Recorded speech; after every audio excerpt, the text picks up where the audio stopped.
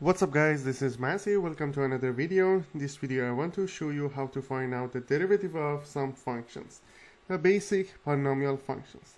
First one is f of x equals to 7. We know the derivative of any constant number is 0. So the derivative of f of x is going to be 0.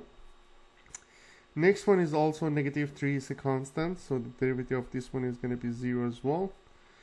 This one is going to be negative 5x. Whenever we have f of x equals to a times x, the derivative will be just a. So you need to keep in your mind.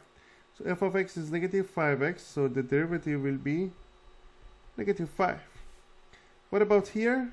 7x minus 3.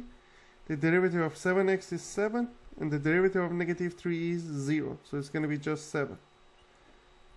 Next one. The derivative of 3, because it's a constant number, is 0. The derivative of 2 over 3x is going to be just 2 over 3. Next one. You have x squared. The derivative of x squared is going to be 2x. The derivative of x is going to be 1. And the derivative of negative 3 is going to be 0. Next one. We have x squared minus 5. The derivative of x squared will be 2x. This one, the derivative of x cubed minus 12x will be 3x squared minus 12. How? Because whenever you have f of x equals to a times x to the power of n for polynomials, the derivative will be a times n times x to the power of n minus 1. So a times the exponent times x to the power of exponent minus 1.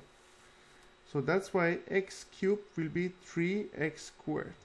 So the exponent drops by 1, so 3 becomes 2, and the previous exponent is going to be the coefficient. And the last one, we have x cubed, which is going to be 3x squared, plus 4x, which will be positive 4. So these are these basic examples for derivatives.